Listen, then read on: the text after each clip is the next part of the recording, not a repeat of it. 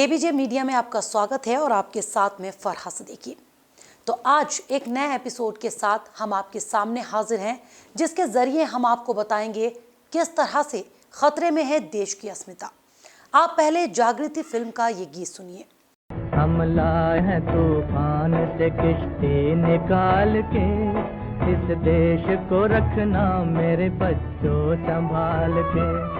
तुम ही भविष्य हो मेरे भारत विशाल के, इस देश को रखना मेरे बच्चों संभाल के। हम लाए हैं तूफान से कश्ती निकाल के, इस देश को रखना मेरे बच्चों संभाल के। तुम ही भविष्य हो मेरे भारत विशाल के, इस देश को रखना मेरे बच्चों संभाल के। अभी के माहौल में पूरा का पूरा गीत काफी मायने रखता है। बस इसके मुखड़े को ध्यान में रखें जो देश हित में है।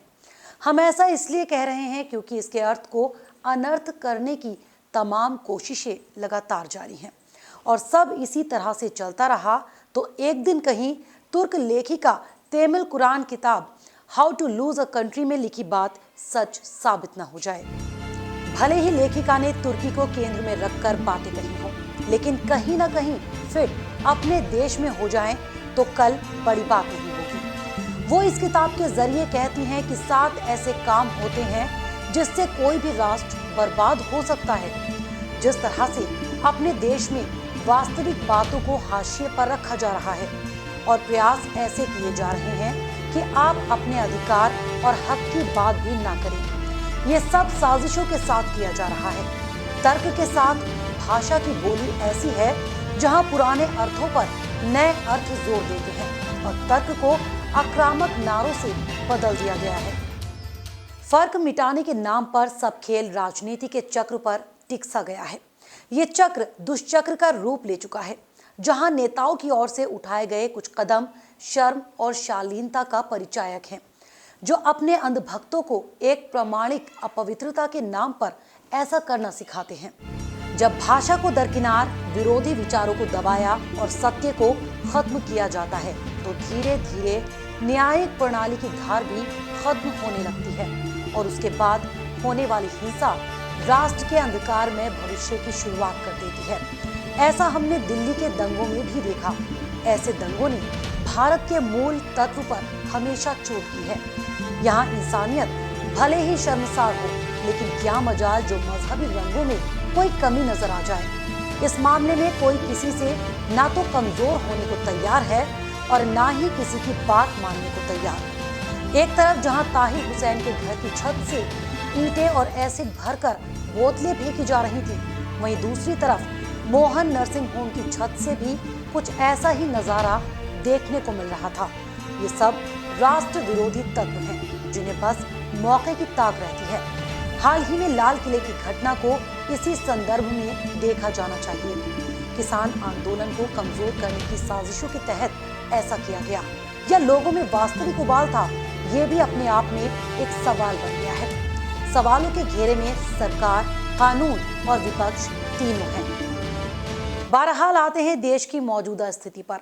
कांग्रेस की सरकार के बाद जनता ने पूर्ण बहुमत से बीजेपी को सत्ता सौंपी।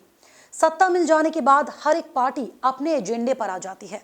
ऐसा पहली बार नहीं हुआ, लेकिन इस बार सत्ता को स्थायी बनाने का जो खेल खेला जा रहा है वो बहुत गलत हो रहा है। हर एक बात को ऐसे लिखा और कहा जा रहा है जिससे लगता है कि सब कुछ बिकाऊ है, बस उन्हें खरीदने वाला होना चाहिए।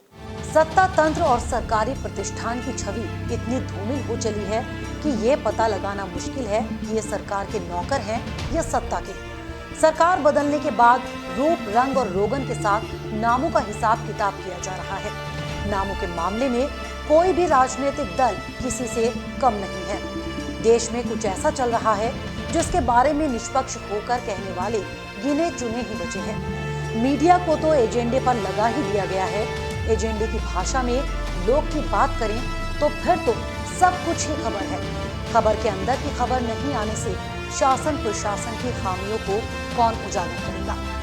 ऐसा चलने से एक अराजक माहौल बनता है जिसका फायदा उठाने वालों की कोई कमी नहीं है। इस फायदे का इस्तेमाल सभी बारीकी से कर रहे हैं। तेमिल कुरान किताब how to lose a country में इस बात का जिक्र है। जांच और संतुलन के बनाए गए नियम ऐसे होते हैं जहां राजनीति की दुनिया अपना सिक्का जमा लेती है।